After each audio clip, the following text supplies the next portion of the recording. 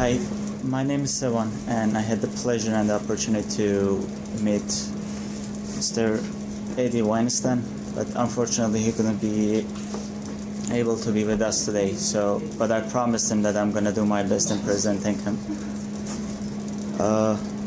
As a child, when I was growing up, I always wondered what it would have been to meet my great grandparents, because they were also survivors of the Armenian genocide, and I didn't have the opportunity to meet them ever. And when I came to this school 2 years ago, I didn't think that I'm going to be able to actually meet a survivor. So I want to thank this center for giving us the opportunity to meet with these people, with the survivors, and understand what really happened in the past. Until I met Eddie Weinstein, I always thought I was a strong man, but when I heard his story, compared to him, I didn't think I was anything in there. He was a man who survived many times. He escaped about 6 times during the Holocaust. So since he's not here, I'm just gonna talk a little bit about his story and what happened to him during that time. He was born in 1924 in a small village in Poland. In 1939, the Nazi Germans invaded Poland. That was September 1st, as he said, and in September 9th, his town was bombed.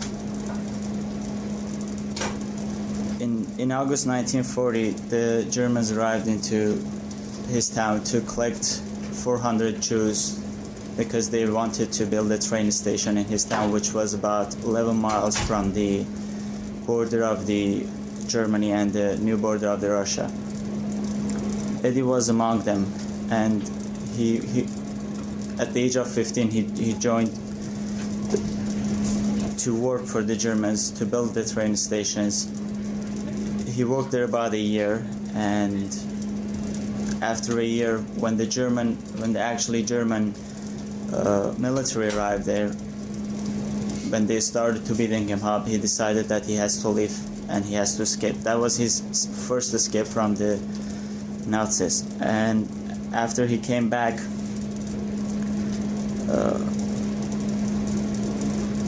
he was taken back again to work, and after 23 days he still couldn't do it. He escaped again, and he came back. So the Germans came back to the town looking for him. So his father decided that if he goes back to the camp, the Germans are gonna recognize him, and the punishment of the escaping was obviously death. So his father agreed to take his place, and he went to the camp instead.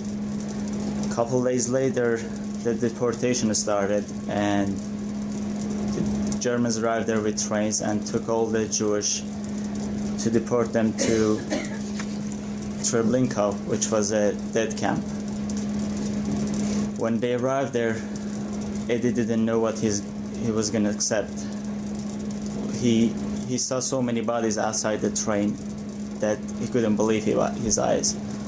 After getting out the train, they separated the women, kids, and the elderly from men, and that was the last time Eddie saw his mother alive.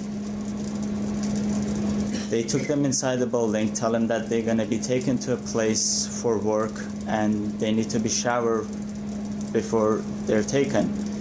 But however, what they didn't know is that instead of the shower, they were gonna be gassed with carbon monoxide. I didn't know about that. When Eddie told me the story, I was shocked and surprised at what actually people could do to people. Later on, when they were there, they needed people obviously to collect the bodies and bury them, and Eddie was among those people that were separating the people, the dead bodies, and the clothes. Doing that, he found a lot of his family, his relatives. They weren't getting any foods or anything. So after a couple of days, when they were offered a little bit of water, they were on the line for the water. The German guard didn't like what he saw about Eddie, and he shot him right there. The bullet went through his chest and came back through his back. He fell down, and he was suffering so much that he asked his brother to find another SS man to shot him because he couldn't take the pain anymore. However, his brother told him that we are gonna survive because this is not how it's gonna be for us. His brother hit him under the clothes of the dead people and went to get water for him. He came back, he gave him some water, but the pain still was a lot. He keeps resisting to find his brother to find the SS guards. One of his brother's friends told him that there's a doctor in one of the buildings that maybe he could help him. So his friend and his brother took him inside the building, but however the doctor wasn't there anymore. He probably had escaped or he'd been shot also. So they hid him again inside the building and left. His brother told him, I'm gonna get you water. He left him to get water, and Eddie didn't see his brother again. That was the last time he saw his brother. He was in the building for 3 days, and after 3 days he came out. His right hand, he couldn't move his right hand, but however with his left hand he started working again. He started collecting good clothes. He said that after that time he was taking 4 people to carry one body because they haven't had any food and everybody was weak. And nobody wanted to be with him because he was injured, he had blood in his clothes, and they thought that if the guards see him, they also are gonna kill the other people that were helping that were working there. But he finally find a group. He worked there for a couple of days, and later on he realized that if he stays there longer, he's gonna suffer from thirst. So he decided to escape. So when the trains arrived to collect the clothes, somebody helped him to hid in the train, and he came back to his town somehow. At the town, he met his father again. He didn't know that he's gonna meet him, but he met him again, and they stayed in the town for a while. But the town was at the beginning of the war. The town had about 6,000 Jewish, but when they got back, there were only 70 of them left. So they decided again to escape. They ran into the forest. They lived there was a fish pound. They lived in the fish pound for about 17 months, and until the things were calmed down, and later on they escaped again and came back to the town, and things, as he said, maybe it was his luck that he survived. He escaped about 6 times, and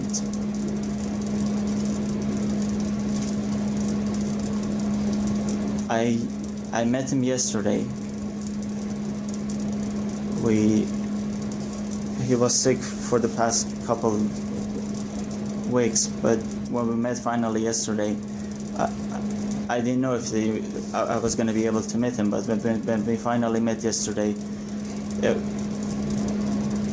as I said already, I thought I was a strong man before this, but when I heard his story,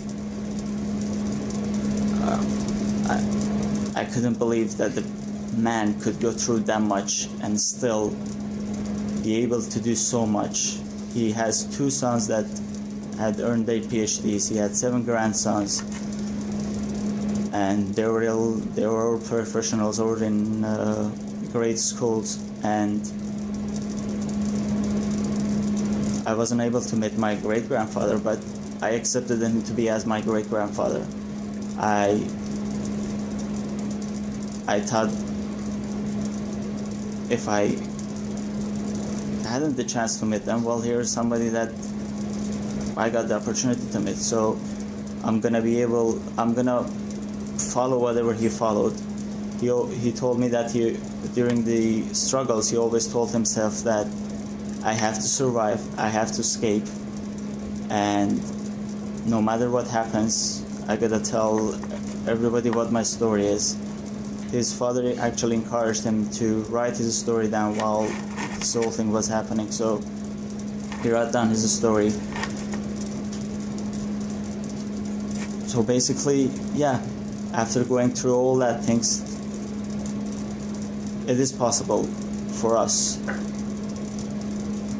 to still be able to come back and do so much. And I want to thank you all so much for being here and for sharing your story with us and encouraging us.